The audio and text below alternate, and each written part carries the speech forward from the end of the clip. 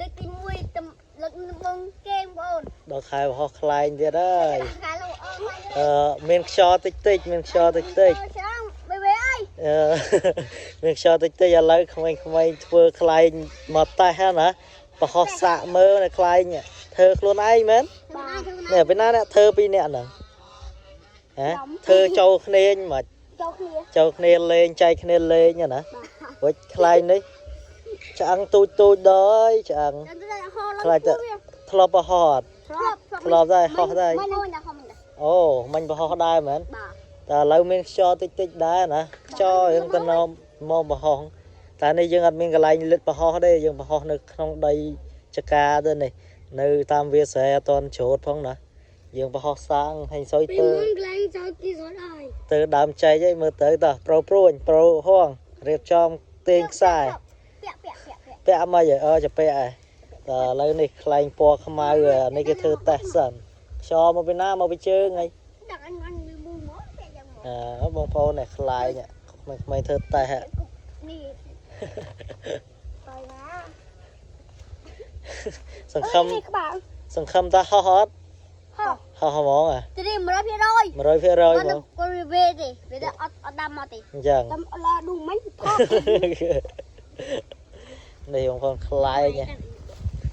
លែងធម្មតាធ្វើអាធម្មតាសាក់សិនធ្វើធម្មតាពីណាអ្នកបោះប្រូហងបោះណា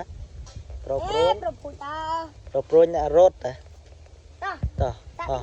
សាក់វិញមើល1 2 3ទៅអាយ៉ាអូទៅជាប់ដើមចែកទៅហ្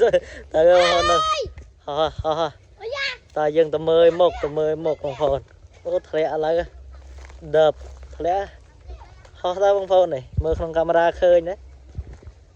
នេះខ្លាញ់ជាមួយខ្ញុំស៊ូមមើលបងប្អូនរៀងចាំងថ្ងៃតិចមួយទៅណារែខ្លាញ់មួយយ៉ាប្រកាច់ជាប់ដើមនេះបាទបងប្អូនអើយជាប់ដើមនេះបាទនេះខ្លាញ់ឡើងយក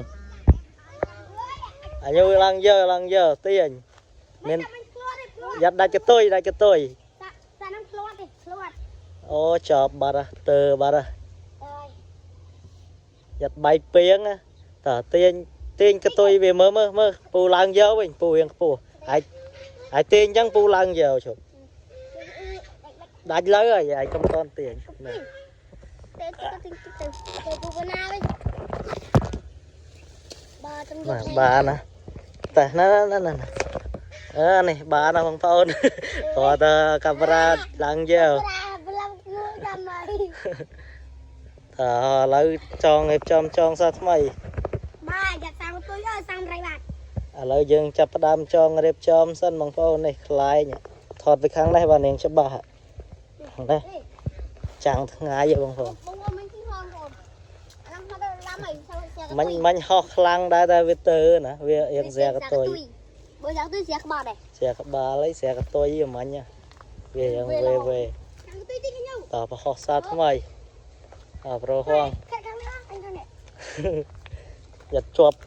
នេះហ៎បោះតាមភ្លឺស្រែក៏ល្អដែរនេះ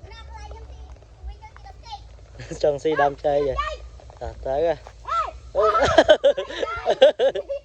ដប់ជាប់ចុងដង